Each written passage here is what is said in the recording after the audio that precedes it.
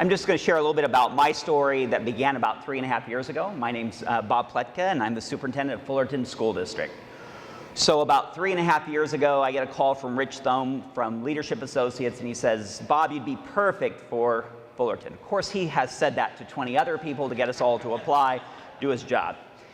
And I told him, I said, hey, I remember in 2003, I went to Fissler Elementary when Cameron McCune brought one-to-one laptops to the district. And I remember it being one of the most transformative uses of educational technology that I've ever seen. And I was like, oh yeah, this is great. I'm going to go to a district with 20 schools all like Fissler. So they have 14,000 kids. I have about 50% free and reduced lunch, and about approximately 1/3 of them are English learners. So I began learning a little bit more about it, and all of a sudden I learned that in 2006 or so, the ACLU files a lawsuit, and many of the one-to-one programs kind of died at that moment.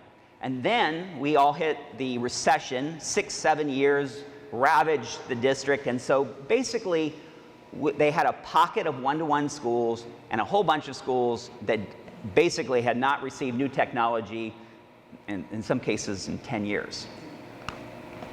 So Hilda Sugarman and the rest of the board said to me, your job is to bring equity to this district and to transform education and have educational technology used as a powerful force for good. So, challenges though.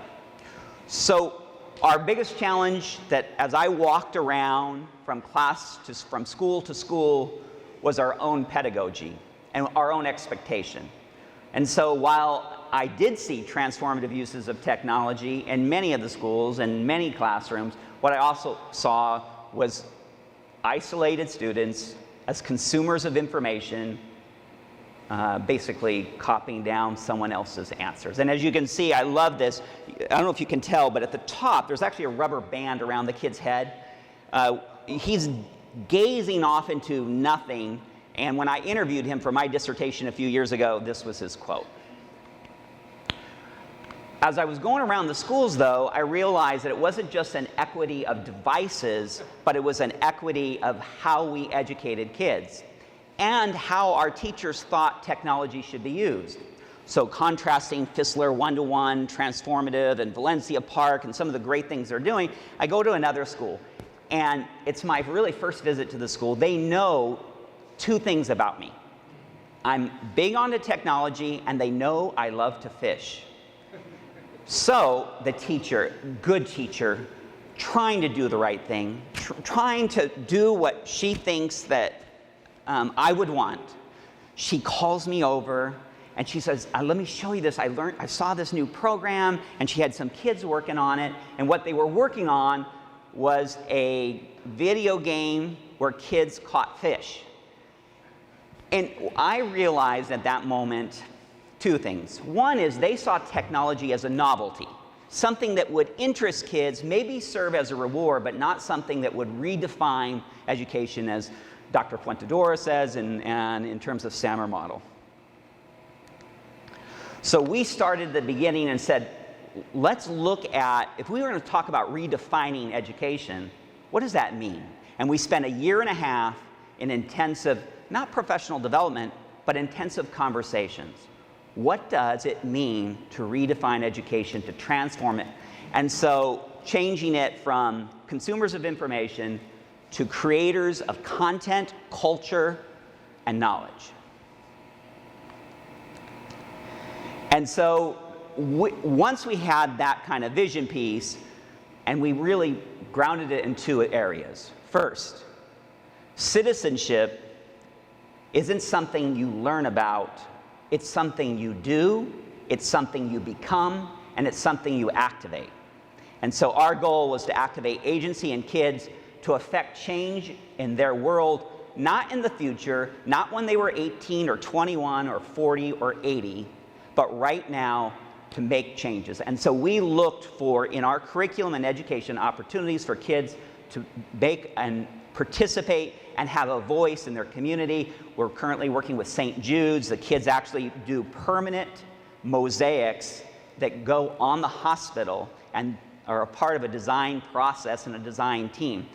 And it was scary, by the way, for St. Jude's to turn loose 5th and 6th graders to create permanent public art in their hospital forever. But as a part of the design process, working with professionals, kids were able to do it. The second piece is this whole idea of professional development, and again, that wasn't an important piece, but we decided not to focus on the technology, but on what you could do. And suddenly it opened up that not only could we do this in other schools, we didn't have to always visit other schools, we could go and start looking from within. We developed capacities in administrators, and a big piece, 2 years of training our administrators, not on tech, but on what you could do with technology to redefine education. And our big piece, and I'll kind of end with this, personalized learning. It's been a big focus for us, and it's been a journey. We use kids as part of our focus groups. We have 4 iterations that we did this year in personalized learning, and we combined that with gamification, and we created something we call iPersonalize, where they are creators of content and knowledge. We go through an ideation process of design thinking. They are creators of culture as a part of that.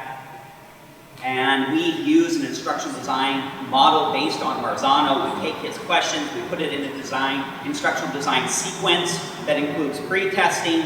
We will accelerate kids that need that. We also provide remediation loops along the way. It's not online learning, and it's not on ground, it's true blended learning where kids learn asynchronously, and that's a little bit about that model. They also get to apply the application piece in the world, solving real world problems at the end. We actually have a tagline, and we have our logo, defeat indifference and ignorance. We create a narrative, a storyline, so we have general indifference that are out to defeat our kids, and we activate agency. They are agents of change. And so we do a lot of location-based learning as a part of that process. As an example, kids get introduced to Ben Franklin, who sends a secret message through their principal on a parchment paper that's been sealed with wax. They open it up. They have a secret message that's been encoded. They need to go to the library. They need to find the secret QR code. It gives them the next leg in their journey. They culminate in a project on the trails of Fullerton, where the location-based content comes out using waypoints, and ultimately they create their own geocaching game, where the content that they've created throughout the entire game gets put into caches. And then we have a large community event where kids, parents, community all search for their content, and then they open it up, and then through social media, the entire community comments on the videos they created, on the essays they wrote, and that's one of the big kind of culminating pieces. But we have a story that wraps along with the things you've heard before. XP points, badging, leveling up, avatars. Big part of this choice. We grounded in this idea, iPersonalize is superpowers. And by the way, it works with teachers as well. We say to every kid, we start with, you have a superpower, and your only job is to find out what it is. And so through activities, they learn what their superpower, and the superpower gets applied to agents of change.